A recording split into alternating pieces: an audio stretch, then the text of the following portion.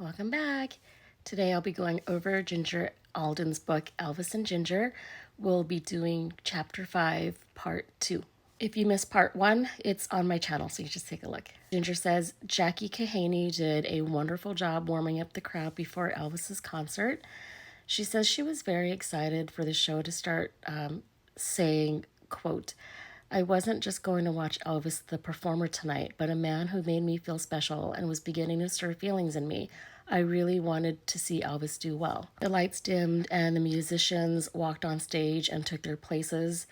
The crowd started cheering, and then the theme music from the movie 2001 A Space Odyssey began playing. Ginger says when Elvis took the stage, the arena exploded with camera flashes, creating a dazzling strobe effect. Elvis moved confidently back and forth across the stage, making sure fans got a good view to take photographs. With Charlie Hodges' help, he strapped on his guitar and stepped to the microphone and launched into CC Rider. Ginger says his powerful voice filled the arena, bringing people to their feet. She says Elvis genuinely looked like he was having fun.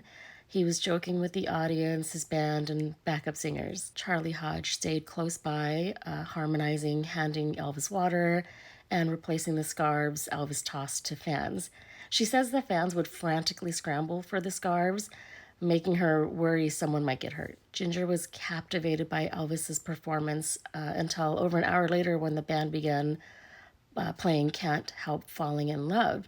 She remembered Dean's warning to be in the limo before the song ended, so she got up to leave, but she heard Elvis say, stay. She looked over onto the stage and saw very quickly Elvis point at her as he continued to sing. Ginger says, quote, I couldn't believe that he was immediately aware that I was leaving. Embarrassed, she sat back down, wondering if anyone else noticed. As the song continued, she became increasingly nervous and worried about getting back to the limo in time.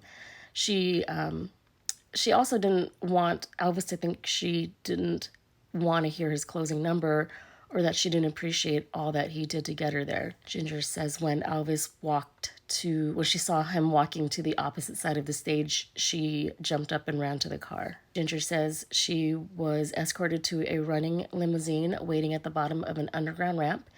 Moments later, Elvis appeared rushing toward the car surrounded by his entourage. He climbed in.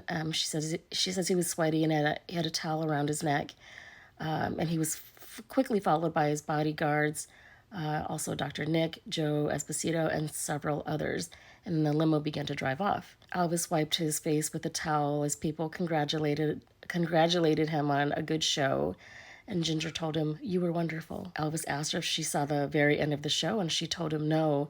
She had been told that she needed to be in the limo before the last song ended. Ginger says Elvis looked annoyed and told the entourage to make sure next time Ginger stays until the very end of the show. And she was excited that this meant she would see another show. Back at the hotel, after Elvis's aides and Dr. Nick left his room, he called for Ginger and then ordered room service. She says she was surprised to see Elvis was already in his pajamas. She didn't blame him for wanting to get into comfy clothes, but it's still it wasn't that late enough at night for pajamas. Ginger says some of the staff were coming in and out of the room. Their dinner was delivered, and as they ate, Elvis began analyzing every detail of his concert, the music, lighting, sound, the audience reaction, and it showed how deeply he cared about giving his fans the best possible performance. While listening to him, Ginger realized she had entered his suite at almost the same time the night before, and she remembered Elvis had also been in his robe and surrounded by his team. She says she couldn't help wondering if he'd performed the night before too, and if he had, why hadn't he invited her to that show as well? I'm going to quote Ginger here. Quote, it wouldn't be until after Elvis's death that I would learn the real reason I had been left sitting in my hotel room for a day. Linda Thompson had been in the hotel, and Elvis was ushering her out with one hand and me in with the other. What Elvis wanted, Elvis got. For many around him, this was taking care of business. So I kind of feel like she's brushing off this whole one girl in one door, another girl out another door thing pretty lightly. Like it's no big deal. And I wonder if Elvis had lived longer, would Ginger have ended up the new Linda? like Elvis bringing in a new girl in one door while ushering Ginger out another door. And I wonder how she would have felt about it if that had happened. Just because she's like I said, I feel like she's just brushing it off, like, oh, it's just taking care of business. So would she normalize it in that situation too? What do you think? Anyway, Ginger says Elvis told her the next and final stop on the tour would be in Anaheim, California, and asked if she would go with him there too.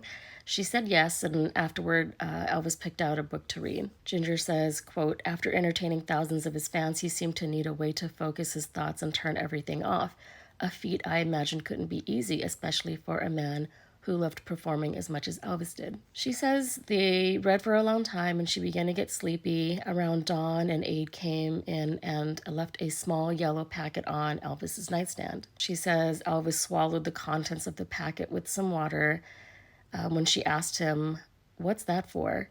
Elvis told her, something to help me sleep. She says this sounded reasonable to her considering the amount of energy he needed for his performances and didn't think anything more of it. Elvis then walked her back to her bedroom, but she says she didn't sleep well. She wasn't sure if it was the jet lag or Elvis's reverse sleep schedule, with him sleeping during the day and staying up all night. Ginger woke up around 1 p.m. and she said the suite was quiet.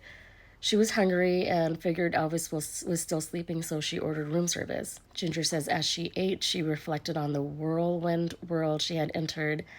Elvis's vibrant lifestyle, his deep spirituality, constant entourage, and his magnetic personality. She describes the experience as both thrilling and overwhelming.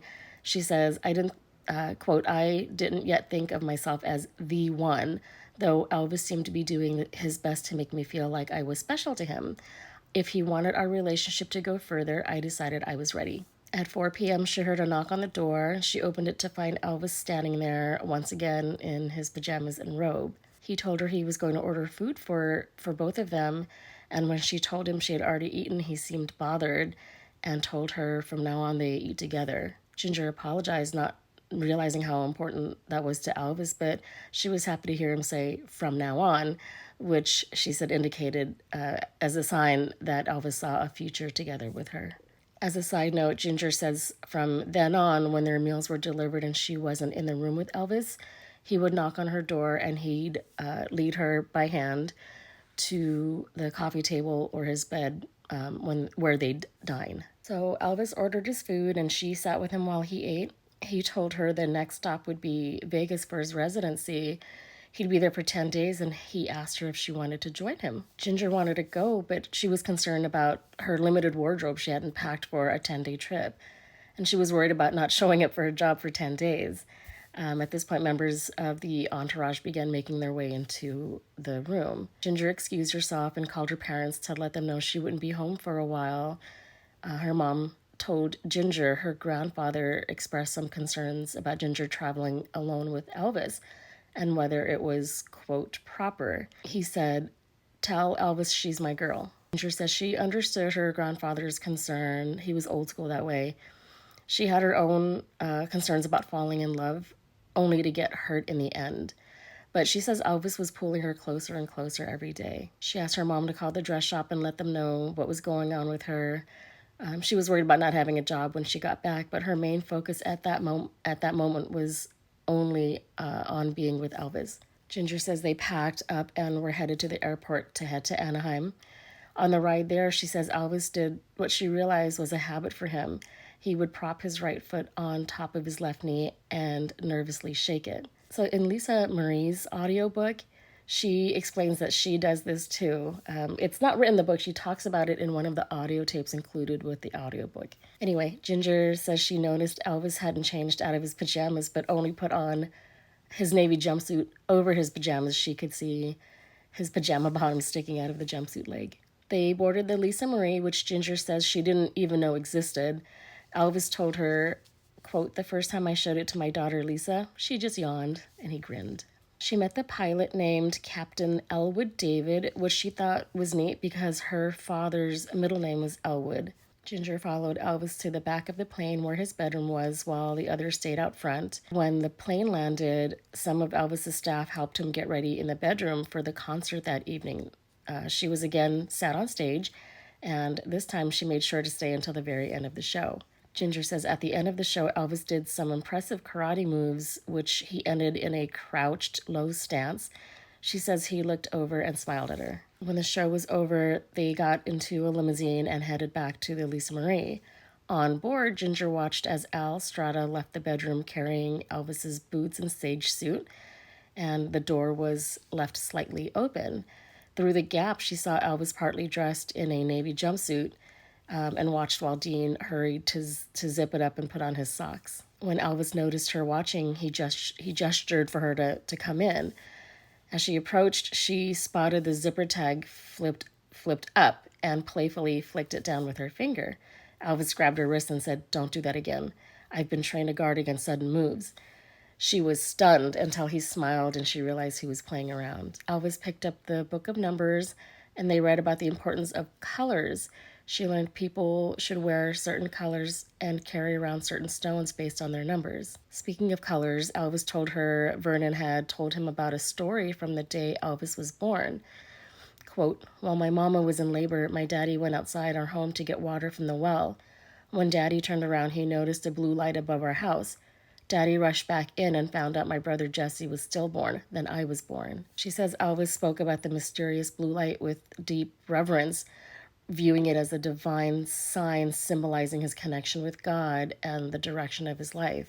Though she found Vernon's story about the light hard to believe, it still gave her chills. Hearing Elvis's conviction made her think he truly believed it, and she began to wonder if, considering his remarkable journey, he might indeed have been chosen by God. Ginger was raised in a Christian family and she believed in biblical miracles and saw Elvis's love of gospel music as proof of his strong faith. Trusting his perspective, Ginger felt there was no conflict between his spiritual experiences and her own beliefs. Wanting to stay open-minded, she told him sincerely that she too believed such divine experiences could be real, and that God might reach people in different ways. Ginger says Elvis pulled off one of his socks and showed her his right foot.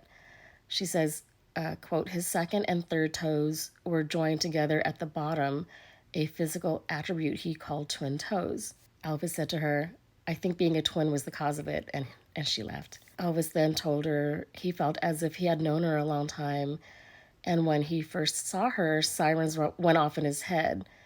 And I'm going to quote the book here. Elvis said, quote, "Seeing you was like seeing someone I've always known and yet never known. I kind of see my mother when I look at you." Ginger says she wasn't sure if he meant the way she looked or the way she behaved, but she was touched either way.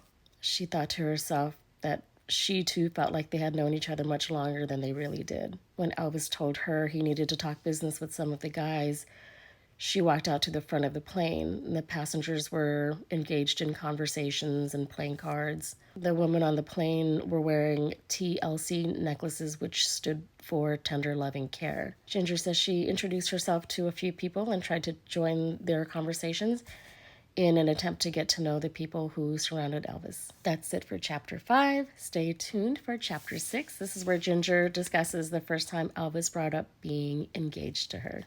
I'll see you then.